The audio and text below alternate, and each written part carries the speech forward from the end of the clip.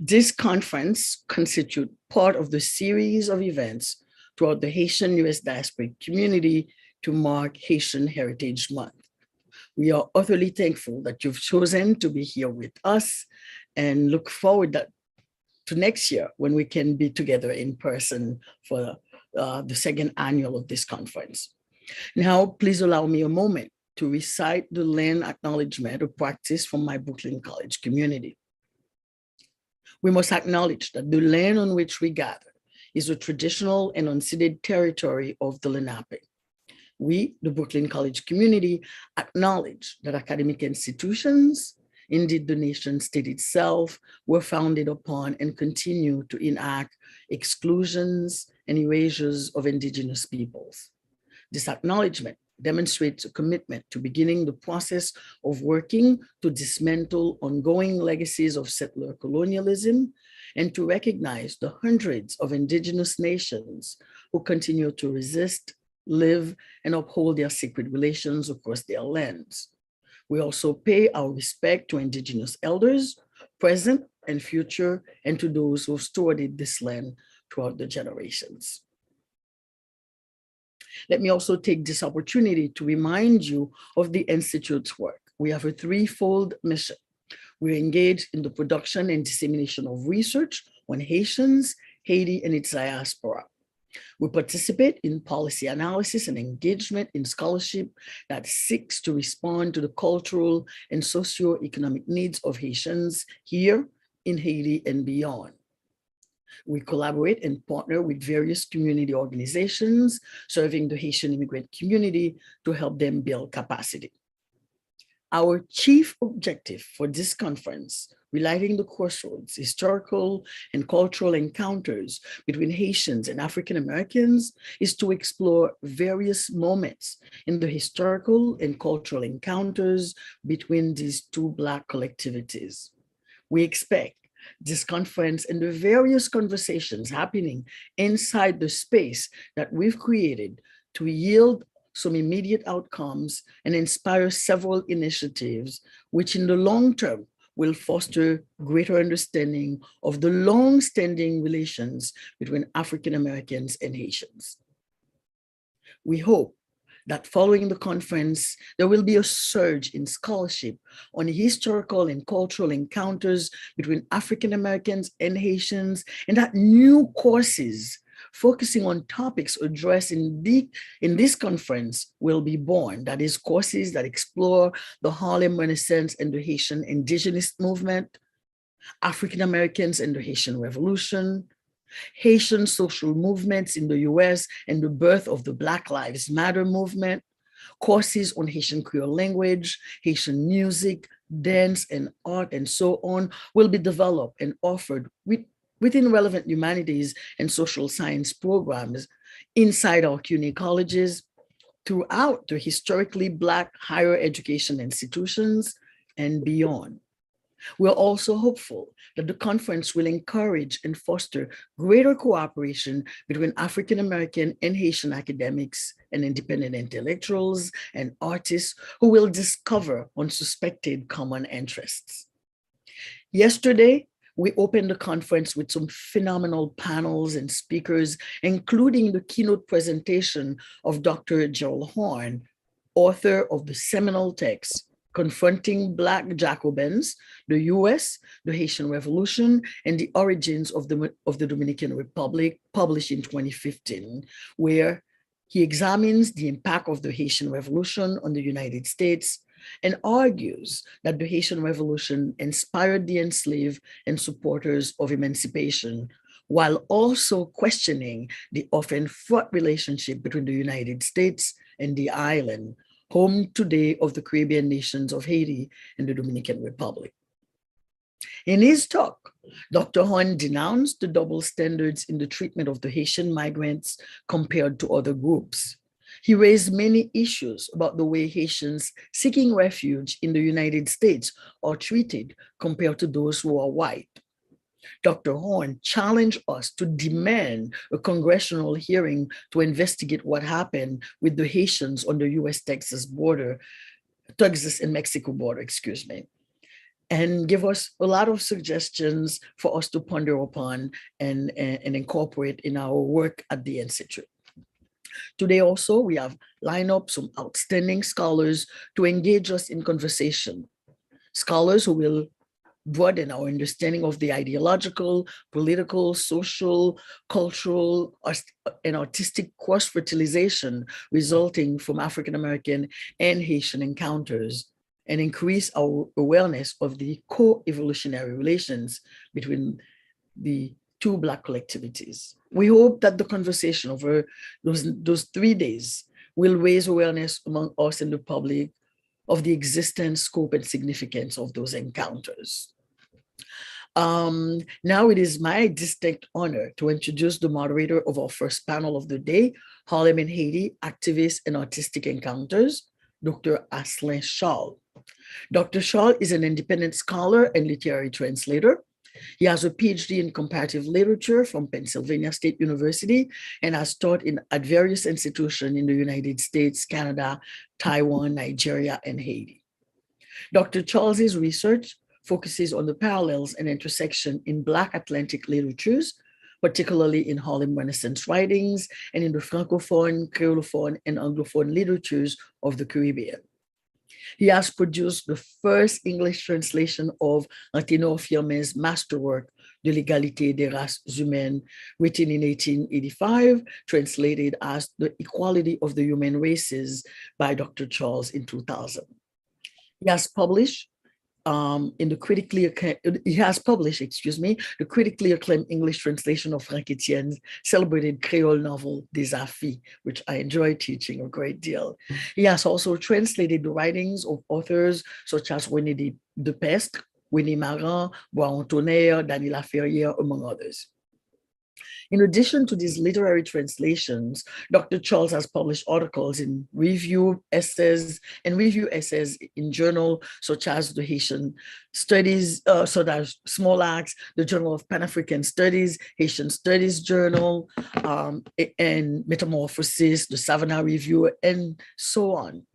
Let me take a moment here to mention that the idea for this HSI conference, Relighting the Crossroads, Historical and Cultural Encounters between Haitians and African Americans, germinated following many a conversation between Dr. Asselin Charles and me.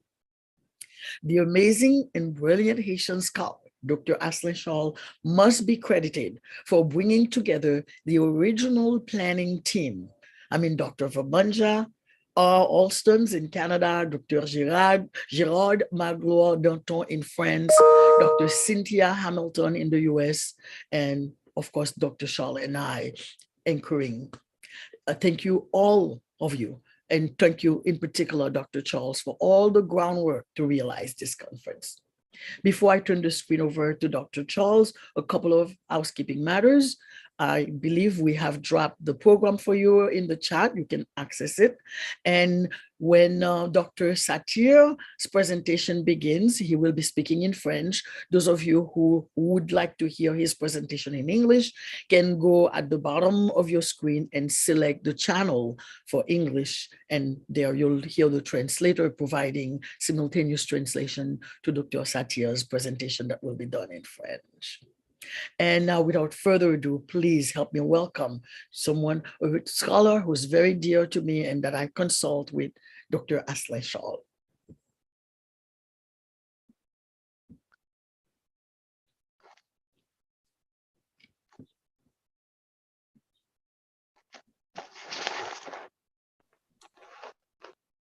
I believe he might have dropped off. Well, Dr. Charles, Dr. Asselin Charles is having difficulty, you know, with technology. Would anyone other than myself from the committee would like to introduce the panelists?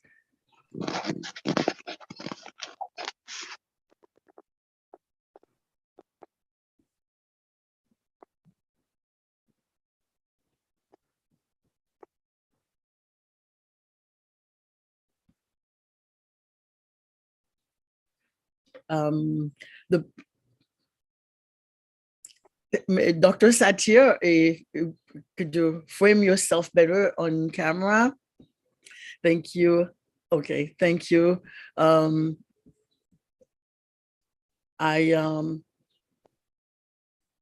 going to try to step in while we wait for Dr.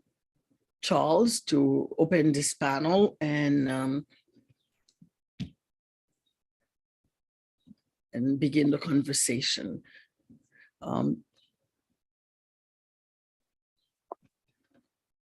This morning's first panel is titled Harlem and Haiti, Activists and Artistic Encounters. Our moderator, which we hope will be able to join us soon, Dr. Asselin Charles, is experiencing some technical difficulty where he is out in Canada. But we will be hearing from Dr. Kahdeidra Monét Martin, whose paper is titled African Diasporic Religious Literacies, Languaging Vodou in the Children's Literature of Langston, Hughes, and Edwidge Danticat, followed by Dr. Felix Jean-Louis, whose paper is titled Internationalizing the Renaissance in Harlem, Haitian transatlantic activism between the two world wars, and followed by the presentation of Dr. Joubert Satir, which will be in French, titled L'Afrique comme lieu des retrouvailles des indigénistes haïtiens et des écrivains de la Renaissance de Harlem. Africa as a place of reconnection for Haitian indigénistes and Harlem Renaissance writers. And if you give me a minute, I will read the bio of these scholars, beginning with Dr. Kahdeidra Monét. Dr. Martin holds a BA degree in African and African American Studies with a minor in linguistics from Stanford University. She received her Ph.D. in urban education from the Graduate Center of the City University of New York, and she uses qualitative methods to research African American language, Black youth identity, literacy, decolonial and culturally sustaining pedagogy, and belonging in schools. Her dissertation won the 2022 Outstanding Dissertation Award from the Qualitative Research SIG of the American Educational Research Association. Congratulations, Dr. Martin. And she currently works as a lecturer of writing and rhetoric at Stanford. Dr. Martin is a Mambo Asogwe in the Asselin lineage of Haitian Vodou and a member of the Bizango Society. Dr. Satir joined the French Studies Department at the University of Guelph in 2003. He received his PhD in Francophone literature from l'Université de Montréal in 2003. His areas of research include French Caribbean literature, Haitian literature, and the Baroque. He wrote the chapter on Caribbean literature in Introduction aux littératures francophones. He has published Émile Olivier, Cohérence et lisibilité du Baroque, and edited Horizons multiples de la littérature haïtienne contemporaine. His articles have been published in journals, including Canadian Literature, L'Esprit Créateur, Présence francophone, Horizon Théâtre, Nouvelle Revue francophone, Journal of Transnational American Studies, Dalhousie French Studies. And Dr. Jean-Louis is an assistant professor in the Department of History at the University of California at Irvine. He is a historian of the African diaspora who specializes in Caribbean and African Americans histories. His book project, Exporting the Revolution, Haitian Internationalism in the Age of Global Blackness, 1885-1944, locates the role of Haitians in the various discussions and projects aimed at uniting people of African descent in efforts to abate colonialism and overthrow white supremacy. Jean-Louis teaches courses on Caribbean, Haitian, Cuban, African American, and Afro-European histories, explored from a Black feminist lens. Thank you. Ladies and gentlemen, please welcome our panel.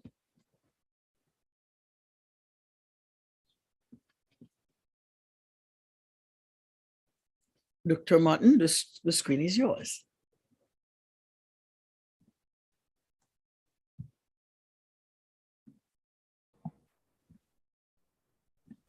Mm-hmm.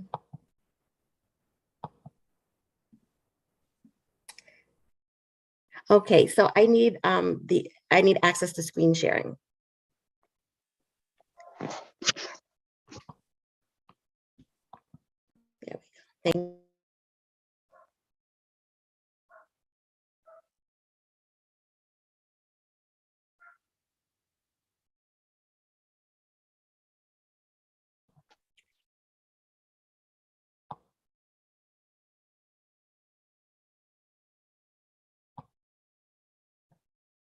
Okay, thank you, Dr. Cerat, for your warm introduction. In honor of my calling and spiritual inheritance, I give thanks to Olodumare, Maolisa, Nsambi Mpungu, Emmanuel for the gift of life. I give thanks to my ancestors, to my Loa, Orisha, Bisimbi, and guardian angels who walk with me each day. And I thank each of you who are gathered here with us, both known and unknown. This talk is entitled African Diasporic Religious Literacies, Languaging Vodou in the Children's Literature of Langston, Hughes, and Edwidge Danticat.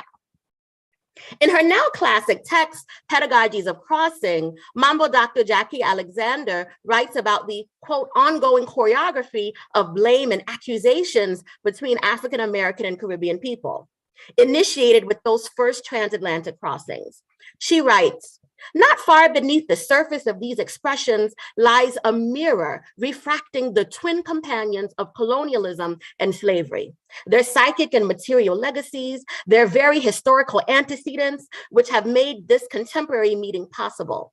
Neither one nor the other, but rather both, mutually aiding and abetting each other.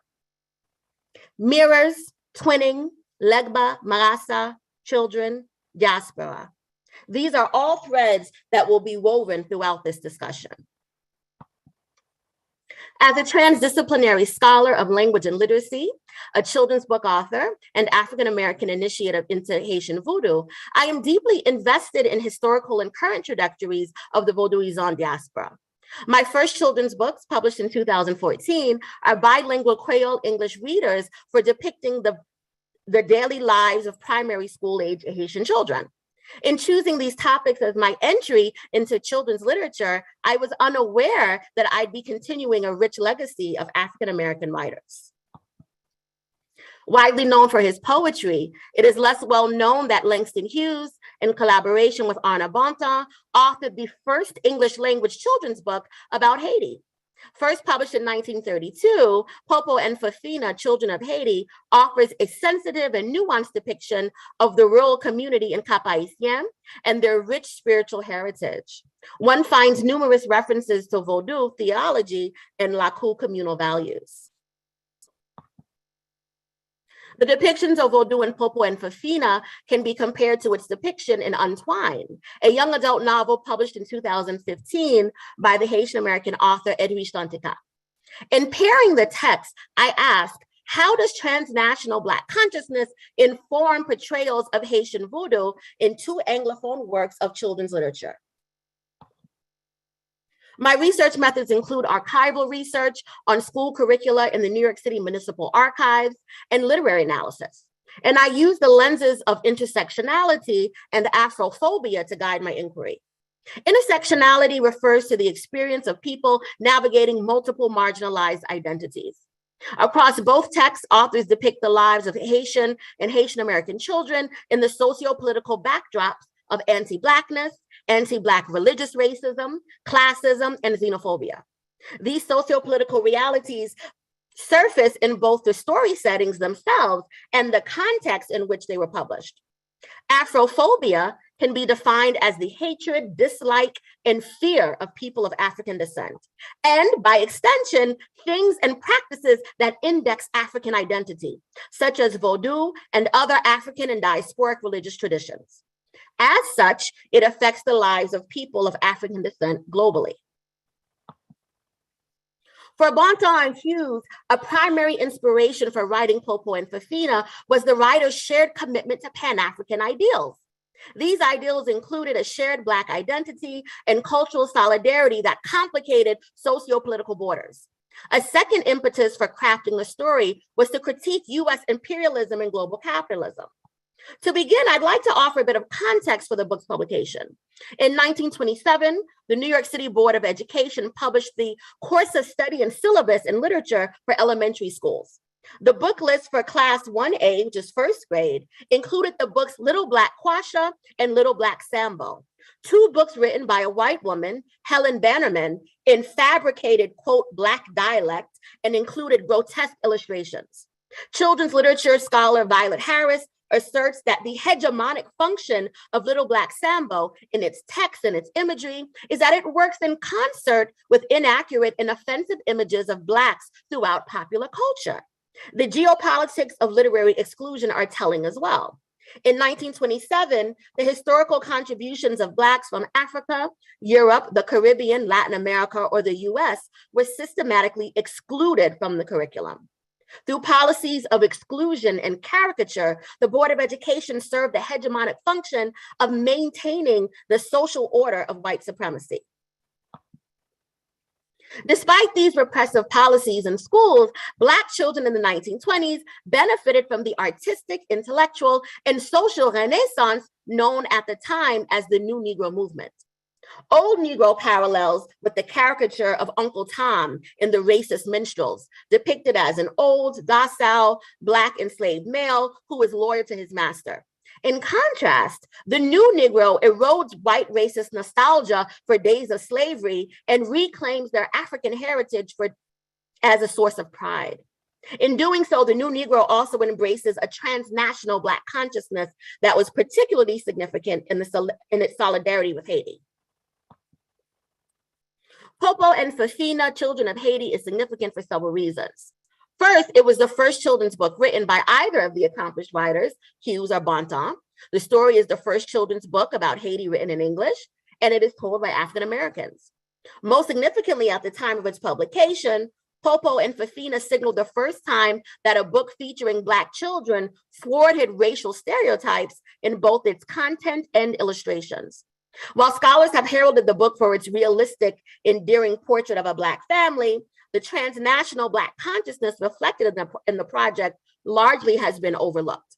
The book offers a sensitive and nuanced depiction of the rural poor and Haitian and their syncretic spiritual heritage at a time when the US Marines were occupying Haiti and the Dominican Republic.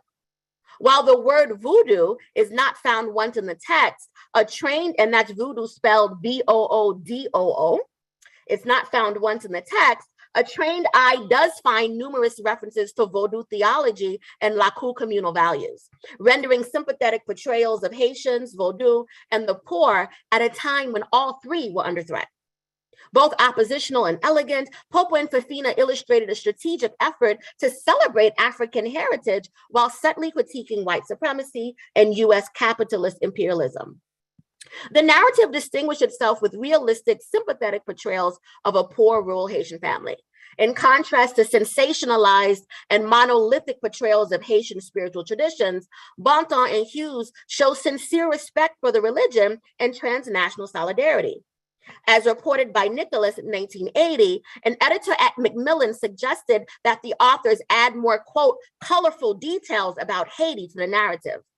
Hughes slyly suggested that they add a rum shop owned by a voodoo priestess.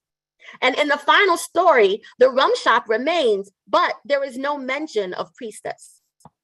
Using their leverage as successful crossover Black authors, they advocated for a non-sensationalized depiction of Haiti and did not compromise the integrity of the people depicted. Rather, their renderings of spiritual practices in Haiti are varied, reflecting the rich spiritual heritage of the people. In chapter 6, Drums at Night, Popo, our young protagonist, ventures from his family's home at night to find the source of the drumming. Quote, it was at least a half-hour's walk to the place near the main road where at night the drummers played and people danced the Congo. Popo wished he were a big boy so that he could go to dances too. Without stating it explicitly, the authors have described a Vodou gathering where attendees are dancing to Congo rhythms. The dance is portrayed as something mature that a quote big boy participates in. That Popo aspires to participate in African cultural traditions is in direct contrast to white supremacist narratives rendering African spirituality as primitive. Imagery and symbolism is also used to deconstruct racist narratives. On his way to the drumming, Popo was not afraid to walk by himself. Quote, for children in Haiti are used to walking alone in the dark. He knew the night was as kind as the day, end quote. Here, the text message is multi-layered. First, it attributes confidence and wisdom to a Black male child, characteristics essential in future leaders of the race. Second, it addresses the negative associations of darkness and light, both indexing Black African heritage, and asserts that they are, quote, as kind or as good as the day, symbolizing white European heritage. Third, it promotes the concept of balancé, metaphysical and physical alignment that is central to Vodou concepts of health. Deconstructing symbolisms of dark and light extends further to the scene where Polo arrives at the dance. Men and women were there dancing, facing one another, but not touching. Their feet scooting across the floor, heads up, hands out, and faces smiling under the oil lanterns that made the dim light. High over the thatched roof and the banana trees and the palms, the sky was bright with stars and moon. The stars and the moon, the light that rules over the night, are in harmony with the gathering. The dance described is an accurate portrayal of Danse Congo in the Vodou tradition. The dance has some of the most elegant, aristocratic gestures of all others, with no touching between dancers. It directly counters the ecstatic, violent, and bloody images of, quote, voodoo propaganda. The purpose of the story is to draw in the reader to have him or her sympathize with the characters. And the simplicity and lyricism of the writing is successful in achieving this goal. Outside of the organized Vodou dance, the reader is also introduced to Haitian spiritual tradition. When Popo arrives at the lighthouse with his uncle Jacques, they encounter a snake. Quote, Popo had always heard his father say that the slender green snakes would not hurt anyone. He had also been told that it was wrong to kill them. They had for years been regarded as sacred by the people of Haiti, end quote. The sacredness is another authentic representation of Vodou traditions, as snakes are representations of Papa Dambala and Maîtresse Aïda Wedo, the respective father and mother of the Vodou pantheon of spirits. Vodou is omnipresent and features prominently in Popo's holistic education. 83 years after the publishing of Popo and Fifina, Haitian American author Edwidge Danticat gives voice to the spiritual consciousness of second generation Haitian American youth. In 2015, Edwidge Danticat published Untwine, a young adult novel about identity, the bonds of family, and faith. The teen protagonist, Giselle, is a twin, and the Vodou elements of Marasa consciousness and mirroring anchor the text. The trinity of the Marasa metaphorically extends to the primordial trinity of mother, father, and child, and the indigenous African and European inheritance of Haitians. In a similar way, Danticat invites us to consider multiple readings of duality and trinity in Untwine. They are both implicit and explicit references to Vodou. First, the protagonist and her sister exchange coded messages in what they call, quote, mirror writing. Second, she draws from several indigenous religions, including Vodou, to interpret her world. While her parents are Protestant Christian, she states, I have always stood on the margins between belief and unbelief. Our faith is a mishmash of many things. In the second chapter, Giselle explains that her parents, quote, chose the names they did for us so that they could rhyme a little bit with jumelle, the word for female twin in French. In Haitian Creole, the word for twin is marasa. If we had a sibling follow us, that child would have been our dosa, the untwinned one. Giselle's explication illustrates the ubiquity of Vodou in Haitian culture in the Creole lexicon. In a later scene, we have our first explicit reference to Vodou in the text. She states, quote, my presentation was going to be about Algerian rock paintings and Ibeji statuettes, effigies of Yoruba twins from Nigeria. I was also going to throw in some pictures of sequined Vodou flags from Haiti, each thread sequin, and bead shining like a tiny sun, Haiti's own illuminated manuscripts, end quote. Here, Giselle traces the genealogy of her twin identity to the Yoruba twin deities, and she celebrates the sacred drapeau of Vodou as, quote, Haiti's own. To conclude, questions of perspective and audience can shape one's storytelling in critical ways. As non-initiates, Bontemps, Hughes, and Danticat are both outsiders to Vodou. They are both Sal. Yet a shared transnational Black consciousness and humility give them the eyes to see and ears to hear in Vodou what had eluded prior authors. A close reading of tone and symbolism in each text reveal that they share a purpose of shattering exceptionalist and Afrophobic stereotypes of Blacks, Haitians, and Vodou. By conveying realistic truths that situate Haitian culture within international Black communities and indigenous religions, Bontemps, Hughes, and Danticat make distinctive contributions to the discourse on diversity in children's literature and global representations of Haitian Vodou. Thank you. Thank you so much, Dr. Martin. Wow, brilliant, brilliant comparison. Of course, we're gonna have a lot of debate because Hughes was a very complicated man.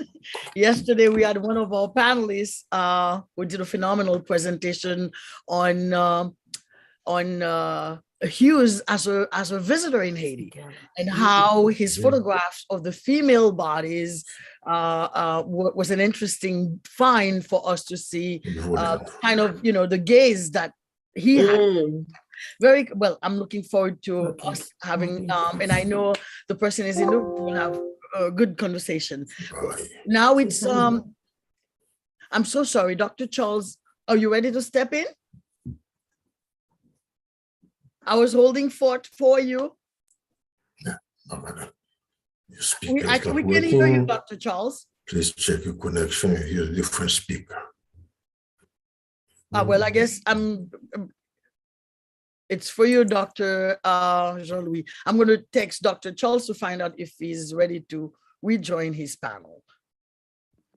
Okay, thank you very much, Dr. Cerat.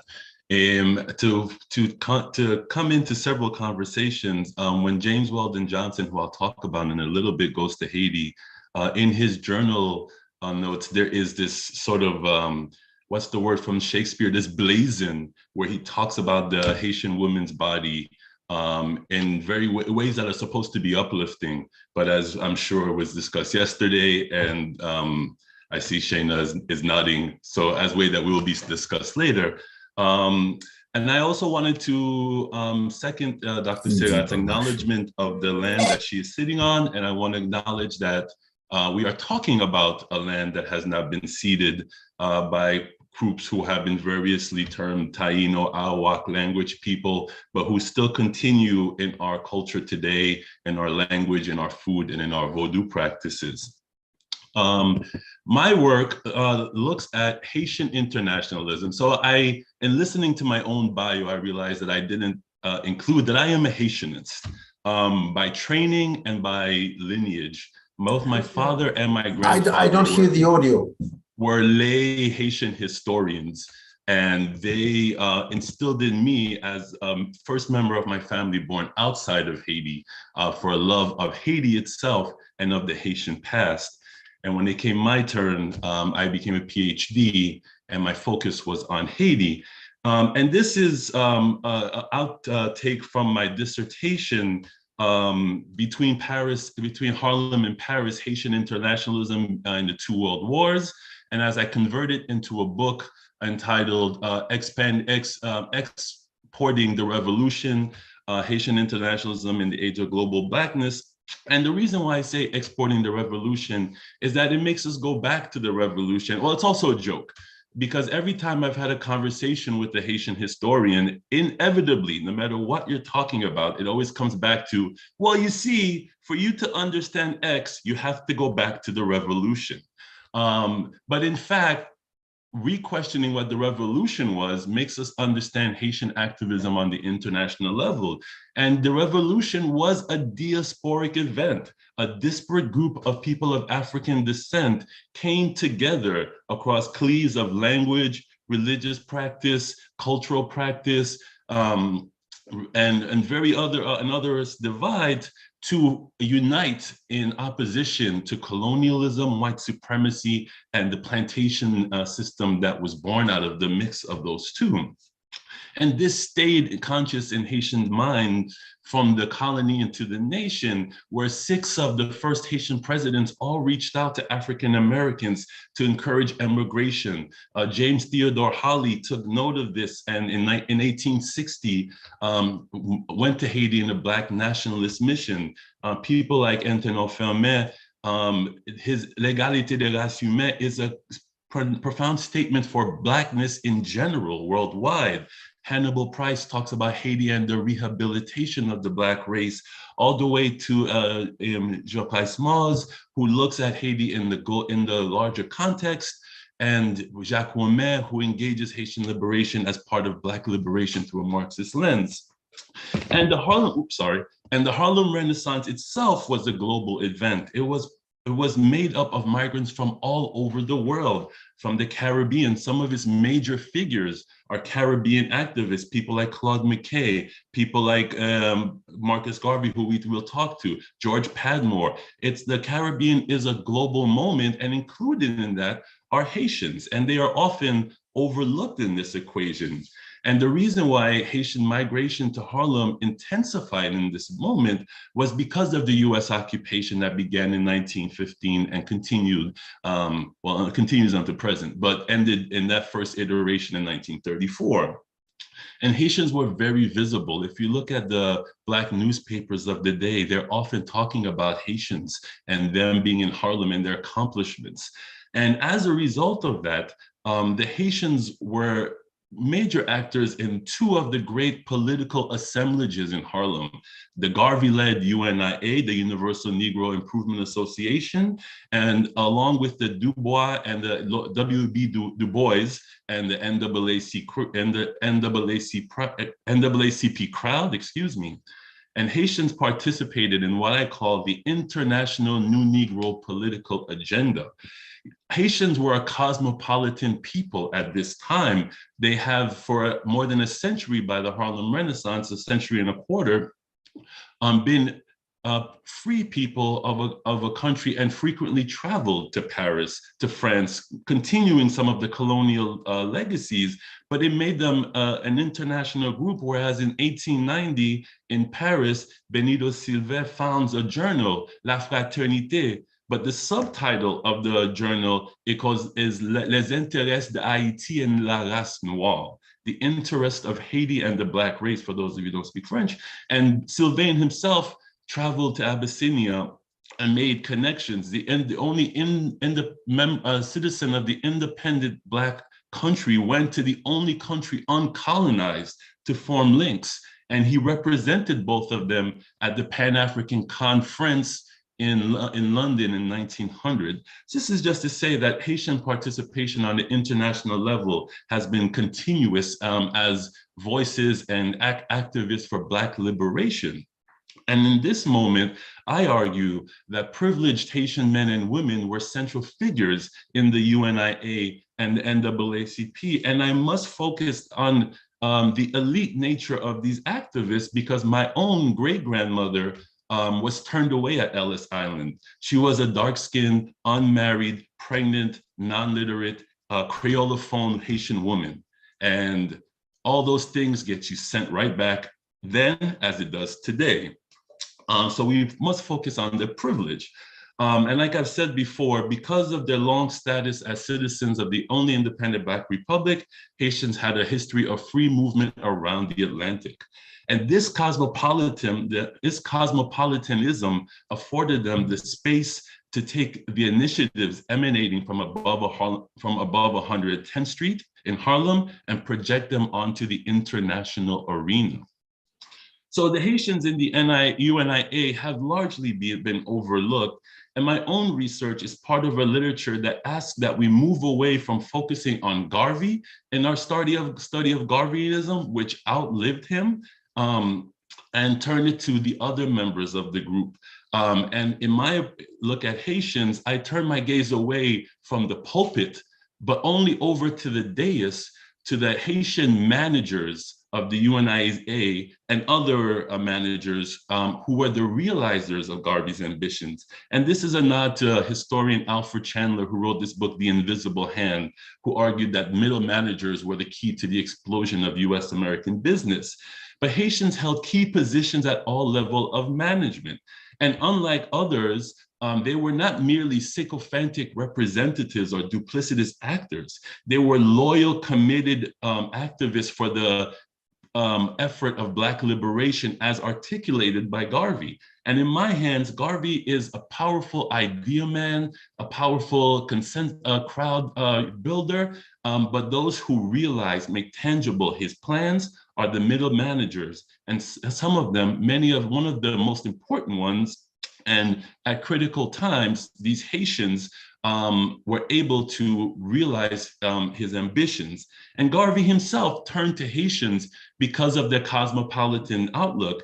Amy Jacques Garvey said that Garvey was a little bit weary of African Americans because they were too provincial in their outlook.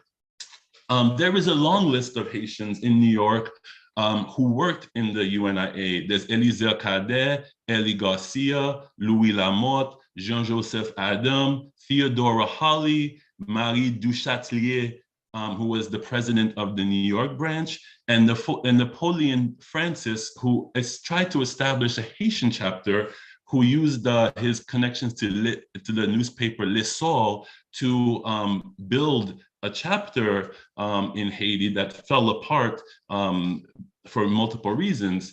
But throughout, Garvey used the successes of Haitians in particular to boost his early membership, raise money, and sell shares of the Black Star Line in the years where the UNIA was at its biggest and most powerful. The earliest Haitian in the UNIA was management in the UNIA was Élisée Cadet. He was born in Port-au-Prince. He went to Saint Louis Gonzague and came to the United States to work in a munitions plant in Nitro, West Virginia. Yo di Haïtien tout côté, yo not tout coin. He went to a UNIA rally in Brooklyn and was taken by the rhetoric, and he wrote an op-ed in the Negro World about the US occupation, and this is in 1918. And immediately he rises in the rank and he becomes the translator of the delegation of the UNIA to the League of Nations, and the Paris Peace Talks.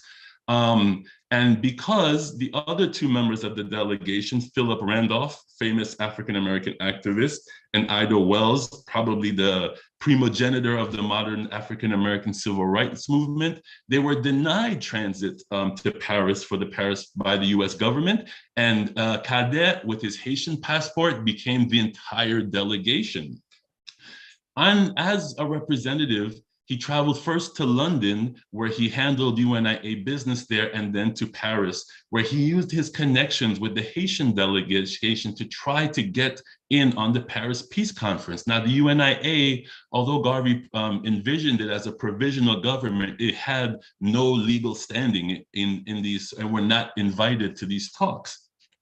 But because of Cadet's dedication to the movement, he left editions of the Negro World with the Liberian contingent, and in the chance encounter with CBD King, future president of Liberia, he explained to them this condition of African Americans, where King then said, if things are so bad, why don't you move to Liberia? Now, this has been noted that King said this in passing. It was a pithy statement, but Garvey seized onto this. And back in Harlem, he talked about how Cadet had built this Liberia movement. Now, Liberia has always been part of the Black nationalist movement from the 19th century, in which Garvey was an inheritor of, but he had no specific designs on Liberia, which became a cornerstone of his program until this moment. And while he was in New York, building support, building consent, building his a larger group based on Kahdeid's effort, Cadet himself was stranded in Paris, not receiving a dime from the UNIA, and had to work as a mechanic for a year before he could afford to move back to the United States and then back to Haiti. And there's a great interview with him at the Robert Hill Connection at Duke, where he's embroiled in the Dubois Garvey competition, and it's still there are interviews from 1970s, and he's still in he's still denouncing Dubois, and he has no ill feelings towards Garvey, and it shows the loyalty. Almost immediately, Garvey dispatches Haitian Eli Garcia to be the UNIA representative to Liberia. Brenda Gale Plummer has suggested that Garcia was overlooked because of his Spanish surname.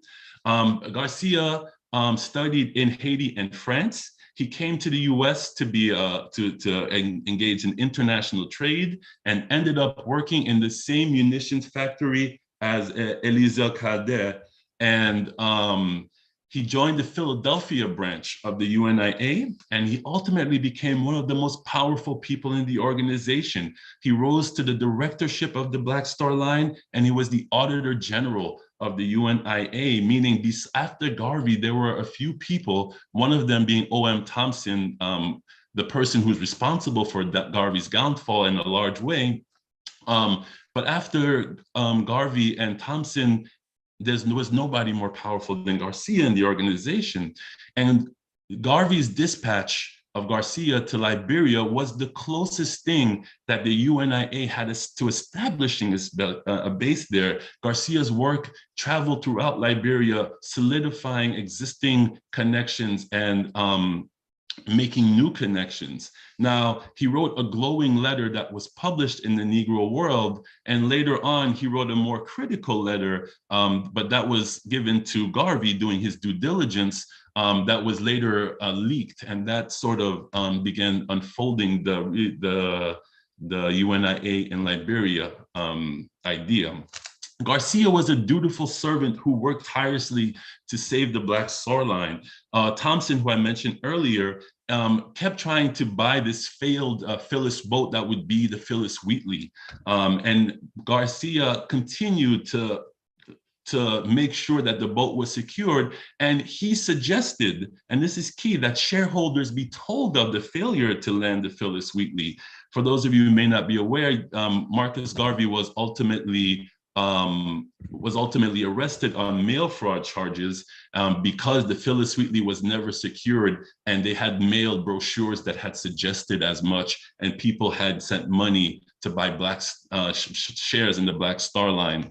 And obviously this was a trumped up charge by the US government to remove Garvey. And in the trial, Garcia was on trial with Garvey, and although Garvey turned on him a little bit, Garcia never betrayed Garvey, and in the end stood with him. He was not indicted with Garvey, but he had the information it suggested from the documents I've read that he could have really condemned Garvey to a larger prison term. So with Garvey going to prison, around this time, there's also African-American backlash against him. He and several of the major African-American figures like Eastman became into conflict under the direction of the UNIA. And around this time, he starts to notice the interest of a Francophone person known as Kojo Tovalu Huanu, who was a son of a wealthy Dahomey tradesman who experienced terrible racism in France and began a movement, the Ligue Universelle de Défense de la Race Nègre, the Universal League of Defense of the Black Race, la race noire, excuse me, and published the newspaper Le Continent, along with René Marin, who Dr. Charles has translated. And so Garvey starts to turn to France, and in doing so, he turns to Haitians again. And this was Jean-Joseph Adam, who had, and I totally Haitianed up Adams. He studied in Haiti, Europe, and attended Tuskegee University. And upon graduation, he joined the NAACP, but he left because they were not militant enough and joined the UNIA. And he was part of the delegation that went to the League of Nations in 1922.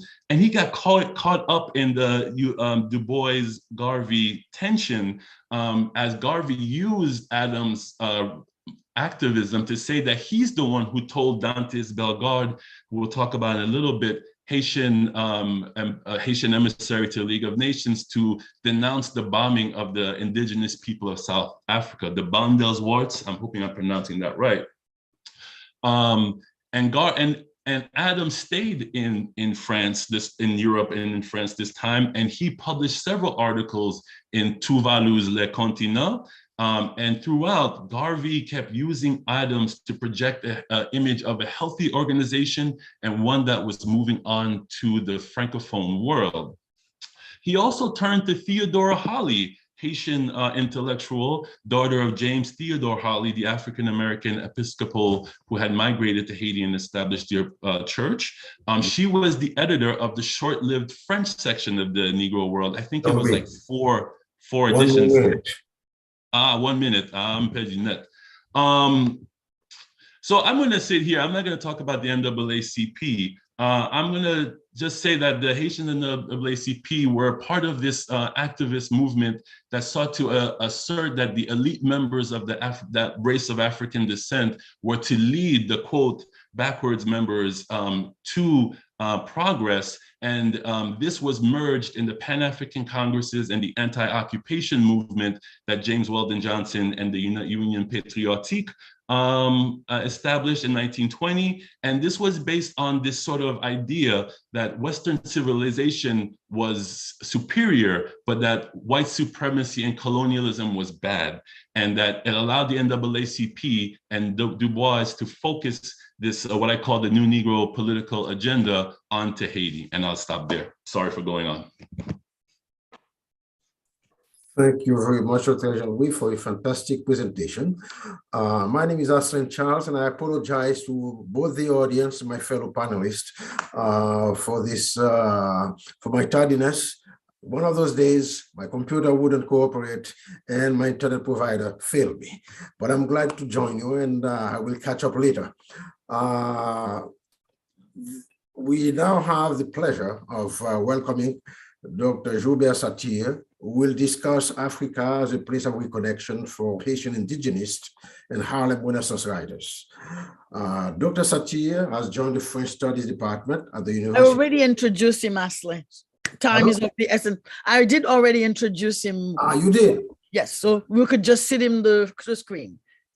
For time's sake, you could just let him speak. Yes, all right. Dr. Satir, you have the microphone. Thank you.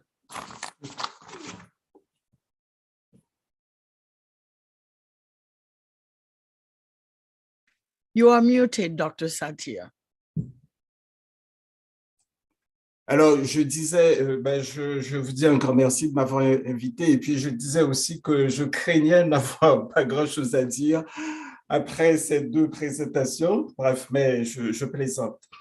Alors, pendant le premier tiers du XXe siècle, on a assisté dans la diaspora noire, en Europe et en Amérique, à l'émergence de 3 grands mouvements esthétiques et culturels dont le but était de redécouvrir et de revaloriser la culture africaine. Ces mouvements sont la Renaissance de Harlem, l'indigénisme haïtien et la négritude.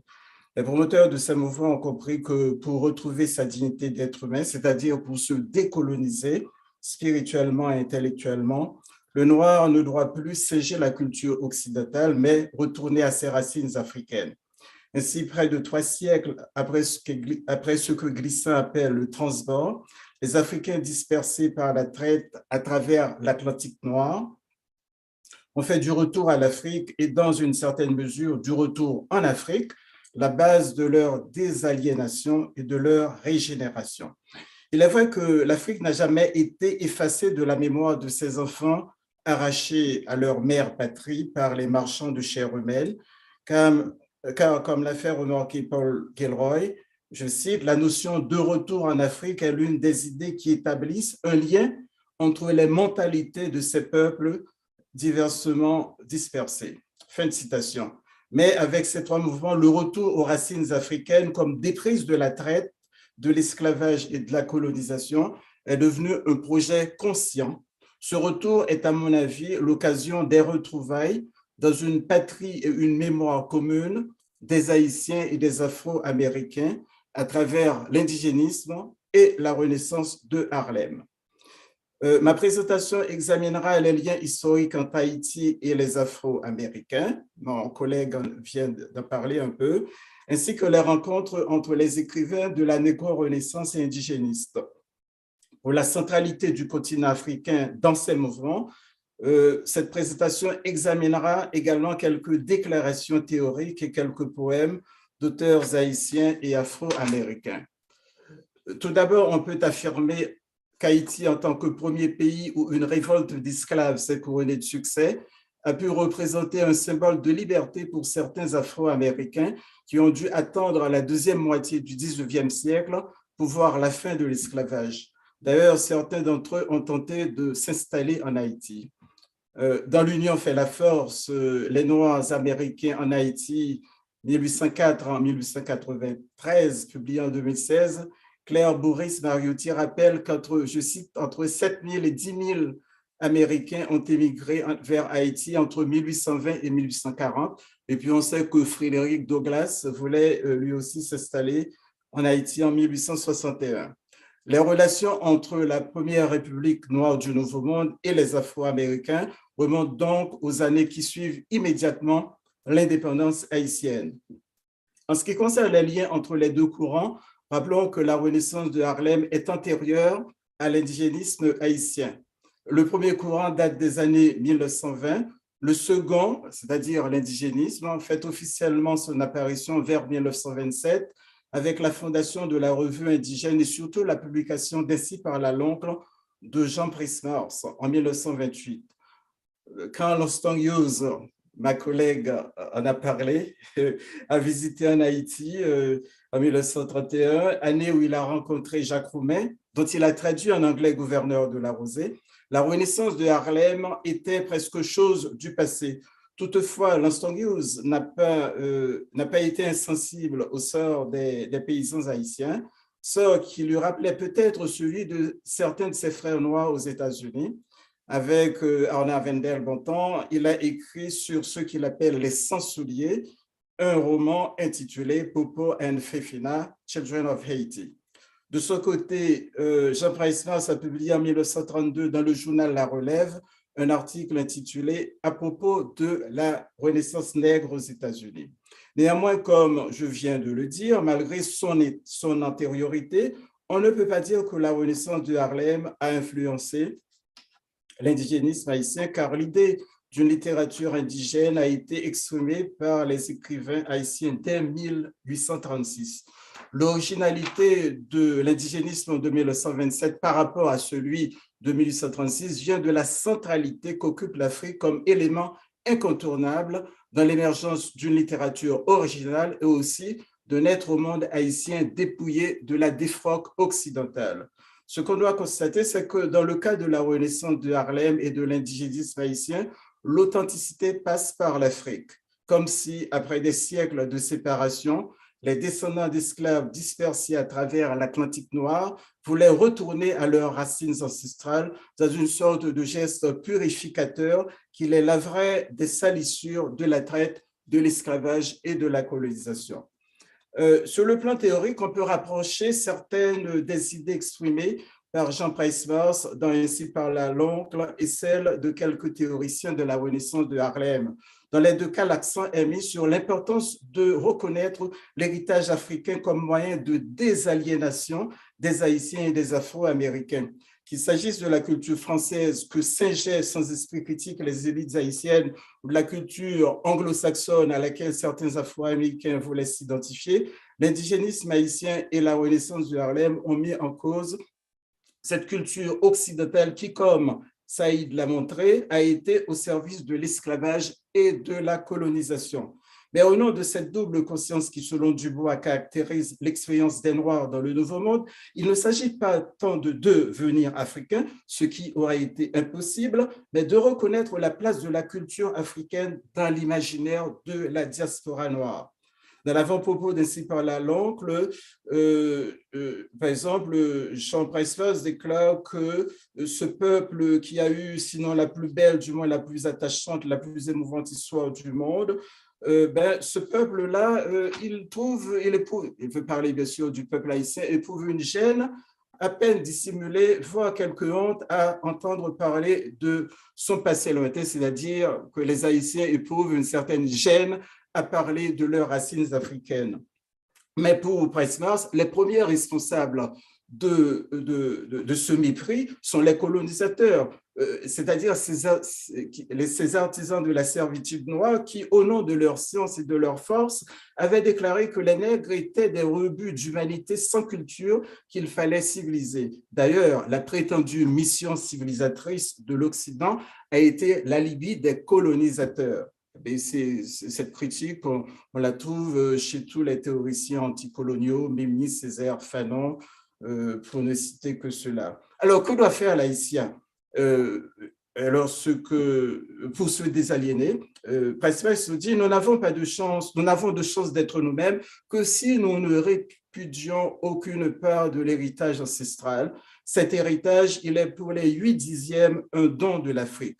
Donc, l'haïtien doit accepter le patrimoine ancestral africain comme un bloc.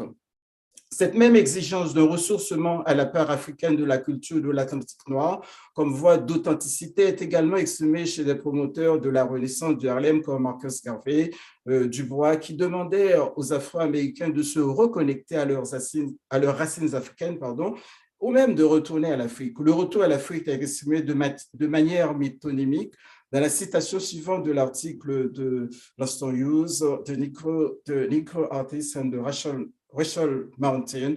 We younger Negro artists who create now intend to express our individual dark-skinned selves without fear or shame. If white people are pleased, we are glad. If they are not, it doesn't matter. We know we are beautiful and ugly too. The tom-tom cries and the tom-tom laughs. Ce retour à la terre-mère, au lieu originel avant le passage du milieu, a une valeur symbolique. Il est l'inverse du trajet des bateaux négriers qui ont arraché à leurs racines des millions d'Africains pour les jeter dans l'enfer colonial. Mais c'est surtout dans la poésie que les retrouvailles africaines entre l'indigénisme haïtien et la Renaissance de Harlem sont les plus marquantes.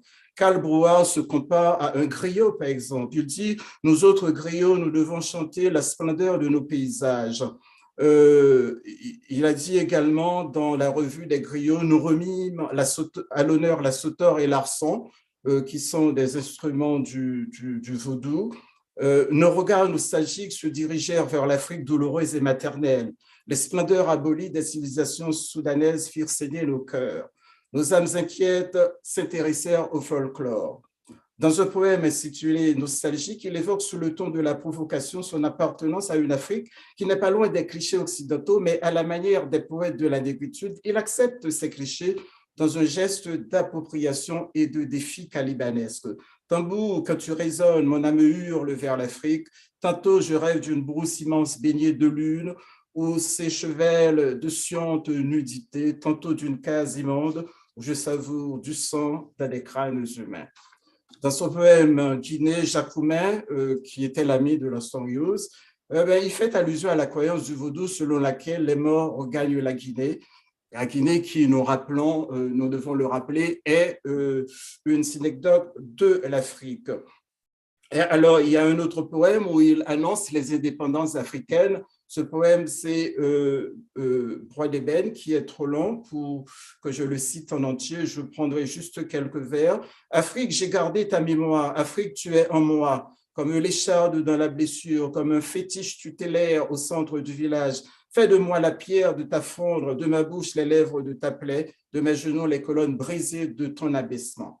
Et donc, cette même obsession se retrouve chez les plus grandes voix poétiques de la Renaissance de Harlem, à commencer par l'incontournable Langston Hughes, avec 2 poèmes dont l'inspiration africaine est manifeste.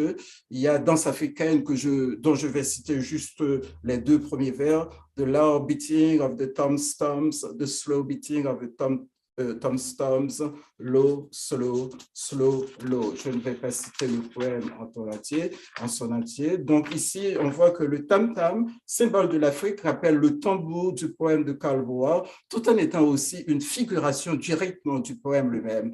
L'autre poème dont je vais citer juste les 2 premiers vers, I'm a Negro, black is the night, black as the night is black, black, je reprends, black as the night is black, black like the depths of my Africa.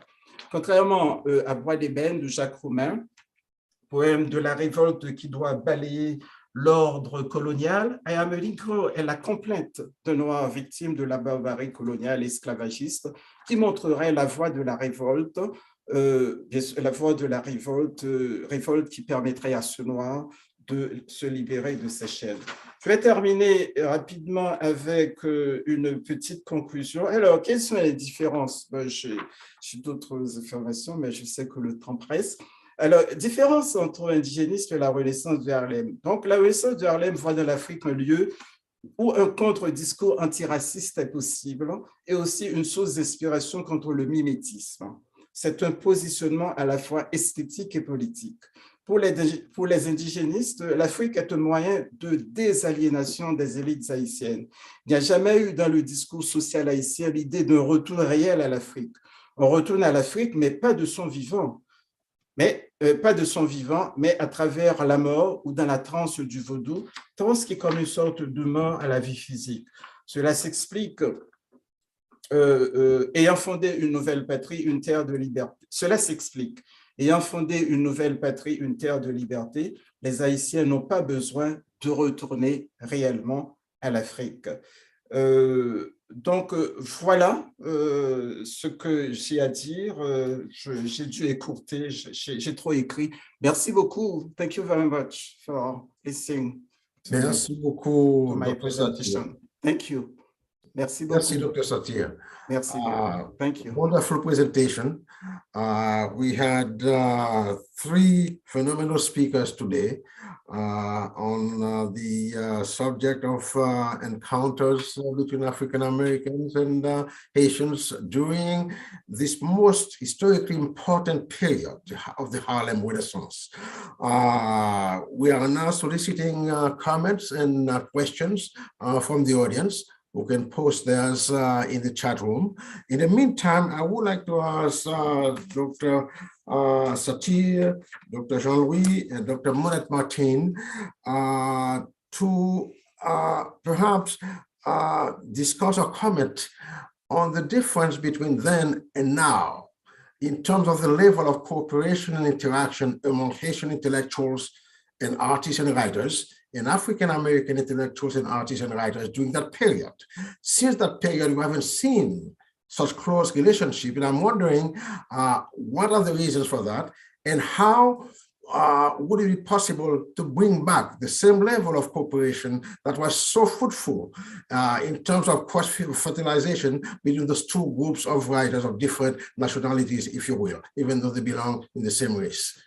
And I would also like all 3 of my fellow panelists to perhaps tell us to what extent we can trace the rise of the negritude movement to both the Haitian indigenism and the African-American Harlem Renaissance. What are the connections between this later movement of negritude and those 2 earlier movements?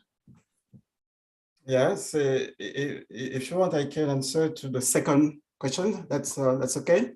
The second question is the connection between negritude and the earlier movement of the Harlem Renaissance and Haitian indigenism. Yeah, there is a clear connection between Harlem Renaissance and Aimé Césaire and Cédar Senghor. They pay tribute to the writers, to the theologians who promote Harlem Renaissance. And I can't remember, but there is a female writer who played the connection, the link between the two groups. And for the negritude, it's clear because Aimé Césaire thought that it was a marvelous discovery for him when he read for the first time Ainsi parla l'oncle. So spoke the uncle of Jean Prismas, and he said too that Haiti, it's the place where the negritude stood up for the first time. So the connection is clear between negritude and Harlem Renaissance, Negro Renaissance, and negritude and indigénisme, Haitian indigénisme. All right, thank you very much. Yeah. Dr. Jean-Louis, Felix, sorry. No, yeah, I raised my hand after you. Pas de problème.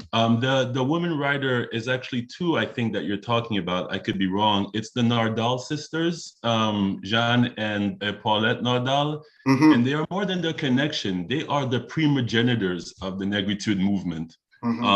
They were big shakers in Paris at the time.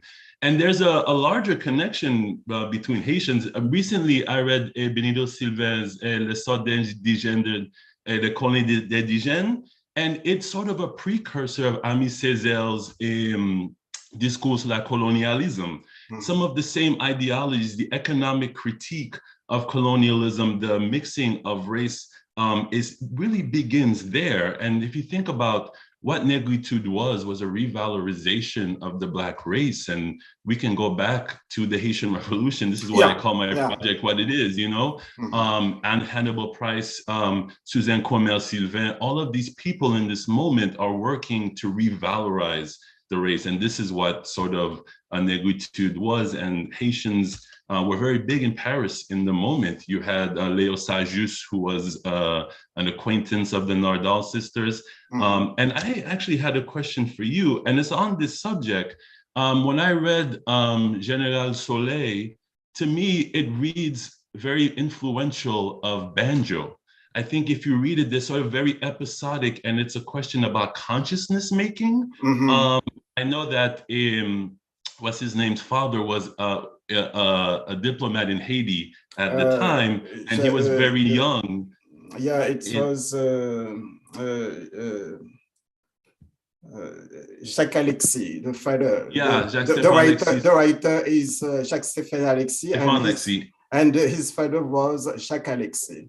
Yeah. Shana is saying Stéphane Alexis was the name. The father. Yes, Jacques-Stéphane Alexis. And he was. Yeah, he was there in 1927 when Banjo was released, and Banjo is one of these novels that really inspires the negritude guys. And I wonder if Jacques-Stéphane Alexis is a Haitian negritude writer. I know Jacques Ouimet can be considered part of this movement, especially sort of the Marxist internationalist. He was very connected to Léo Damas. He went to school with Léo Damas in Paris while he was in exile. Frantz Fanon, who is and is not a negritude writer, l'enfant terrible du mouvement negritude, quotes Jacques Ouimet in Peau Noire, Masque Blanc. And so this is sort of, and to that point, so it's your first question, and I'm going to stop here. I know I run on. I have a question is, I wonder if the Haitian elite has turned those who have the ability to move transnationally have moved away from an identity of Blackness for several reasons. One, increasingly, their heritage is not tied to the revolution. And I wonder if it's sort of like the term noirism is now a bad word in Haiti because of Duvalier. And I wonder if Duvalier puts this stain on Blackness, especially for the elite. I think outside of the elite, in places like Miami and Brooklyn, you find all of these sort of connections that you find in Harlem and Queens. I grew up in Queens, in Hollis, Queens, and at home I was Haitian, and outside I was Black American, along with my Jamaican friends, my Guyanese friends, my Panamanian friends. We were all Black from different places, and we became African American. So, and thank you for your presentation. Yeah, that's great. Thank you for your comments. Yeah. Thank you very much, you two. There's a question from the audience, from Shana Jean-Baptiste to Dr. Monét Martin. She's wondering about the audience of Popo in Fifina, Langston Hughes' children's book. Was it indeed intended as a children's book? Why are the genre or rather framework of children's book literature? Why use the genre or framework of children's book literature? Dr. Monét Martin, please. Yes, yeah, thank you so much for that question, Shauna. So it indeed was, intended to be a children's book. However, it of course is highly politicized, right? And writers of the time, they were very forthright in their intentions and their political intentions, right? So if we back up a little bit further, right, in the 1920, throughout 1920 to 1921, the NAACP, under the guidance of Du Bois, W.E. Du Bois, it published a magazine called the Brownies Book, and so this was I think it was a monthly magazine, and this was the first magazine, right, that was geared towards Black children. And in this magazine, they published poetry, stories by up and coming artists. So you have Langston Hughes, and other writers, Bonta and some others who were, getting their first start, right, publishing in this Brownies magazine, right, book. And so he was very, they were very explicit, right, in this race building project, right? If we're building up the races, then if we're building up our race, then we need to focus on the children, right? So you'll see that there was, and I just talked about the Vodou elements in it, but there were also in that book, Popo and Fifina, there were lots of imagery, there was a lot of, imagery about communism as well, right, in support of communism, right? And so it was agenda. And children's books are never, no writing is apolitical, right? But there's no children's book that's apolitical.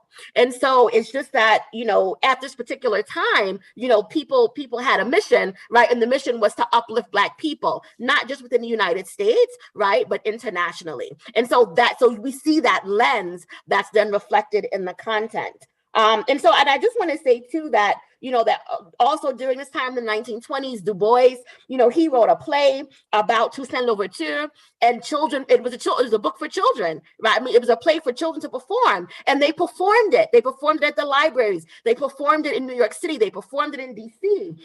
Black librarians played a very large role, in countering and providing what we now call, from critical race theory, counter narratives, right? To counter like the Black Sambo and the Little Black Quasha, right? They provided these texts, and since they couldn't rely on white, authors to create them, right? It was incumbent on Black authors to create these texts, for these children, to create these alternate narratives that they could be proud of. And so Black librarians, played a really big part in that, and need to be acknowledged, particularly in New York City and DC. Well, thank you very much. Thank you very much, Dr. Monét Martin. I have a question now, or we have a question from Jasmine Narcisse in French. It's addressed to Professor Satir. I'm going to read it in French, and Professor Satir can answer in French, and our interpreter will translate, or Professor Satir can answer in English. Alain Locke, dans sa présentation du New Negro, James Baldwin, en milieu du siècle, et plus tard Adotevi, entre autres, font garde contre cet appel du ralliement autour de l'identité africaine au profit d'une identité citoyenne plus créole, même si aucun d'eux n'use ce terme, plus sociopolitiquement ancré dans son milieu actuel de reproduction. Cette mise en garde se retrouve aussi dans les derniers vers de Bois d'Ébène. Ne faut-il pas maintenant vraiment questionner nous aussi la négritude et cette africanité-là? Oui, je suis d'accord. D'ailleurs, on sait que la négritude a été critiquée surtout par les écrivains de l'Afrique anglophone.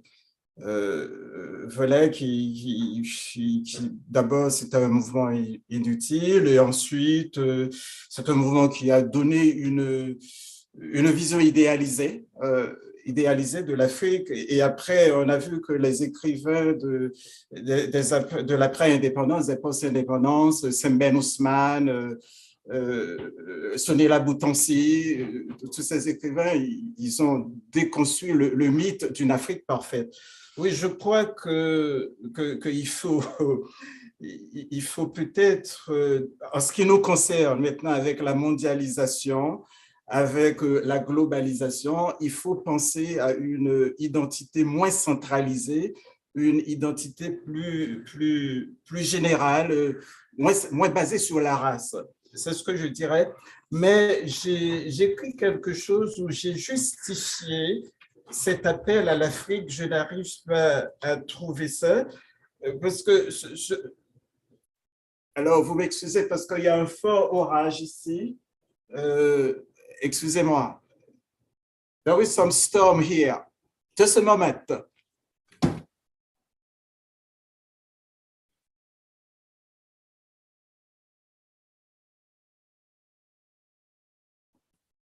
Just a moment, please. I think that Dr. Satie is taking care of something urgent.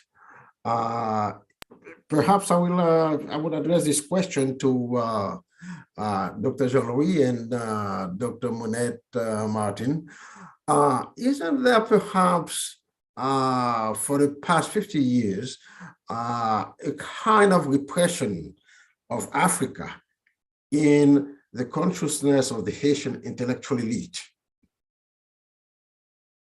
Or is it just an impression?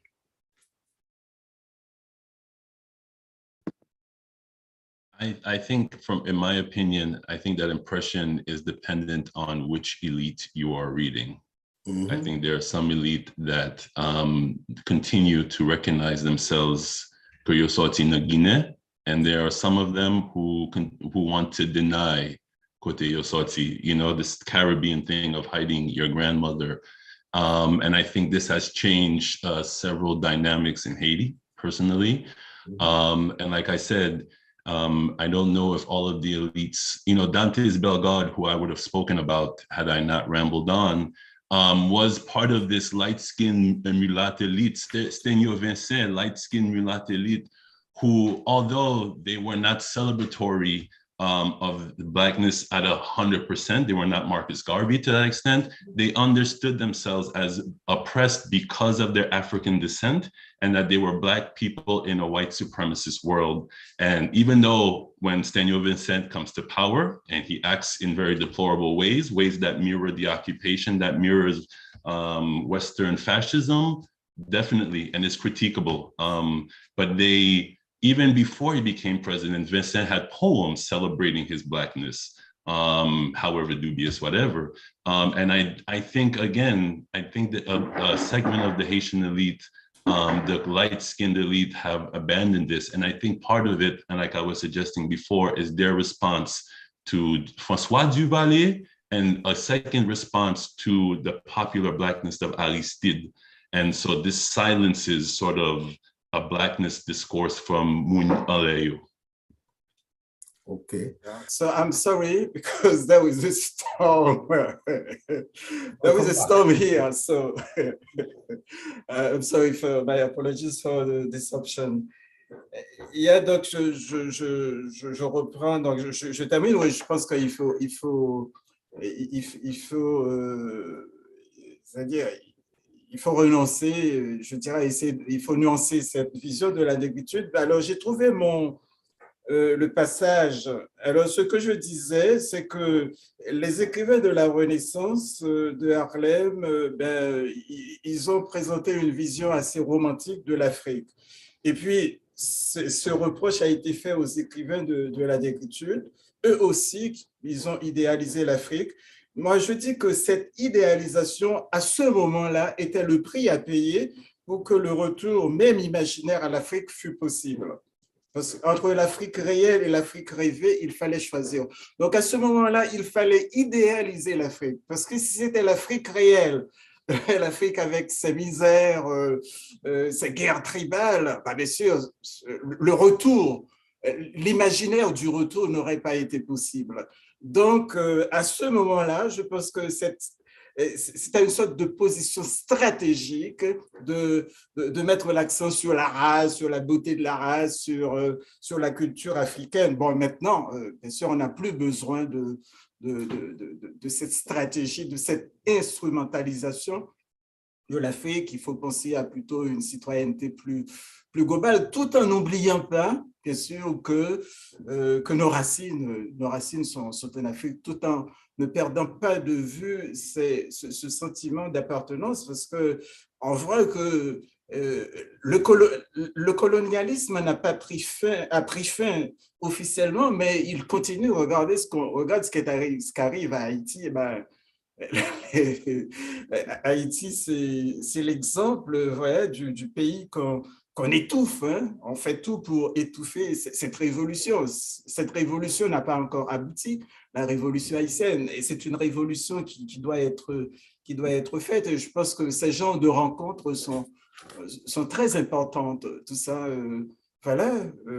parce que nous autres, nous devons mettre des mots sur les problèmes afin d'aider à leur résolution, je ne sais pas. Donc, on ne peut pas mettre de côté complètement notre appartenance à l'Afrique. Voilà, c'est quelque chose d'assez important, en dépit de la mondialisation, mondialisation qui est ascensionnée. Hier, il y a notre collègue, Dr. Horn, a parlé de la différence de traitement des traitements faits aux réfugiés ukrainiens et les réfugiés haïtiens. On accepte les uns, on rejette les autres. Voilà, on rejette les Haïtiens. Donc, la notion de race compte toujours. Merci, Dr. Satir, merci. Oui, merci. Let me thank all three panelists for those wonderful, exciting, stimulating presentations. As I didn't have the opportunity to say, because I had those technical problems with my system, this is truly a unique opportunity to revisit again the level of cooperation that used to exist between Haitians and African Americans, and I would say for the benefit of both peoples. And again, I do hope that in the foreseeable future, we'll all make an effort to renew, to reach that all level of cooperation and cross-fertilization, again, political, cultural, and intellectual. And thank you very much again. And I thank the wonderful audience. We wouldn't get to everybody. It's 12:30 and the session has ended. Thank you very much. Thank you, Dr. Charles. Thank you, Jean-Louis. Thank you, Monét, Martin. Thank you. And thank you all. Okay. See you all later. See you later. Yeah. See you later. Thank you so much.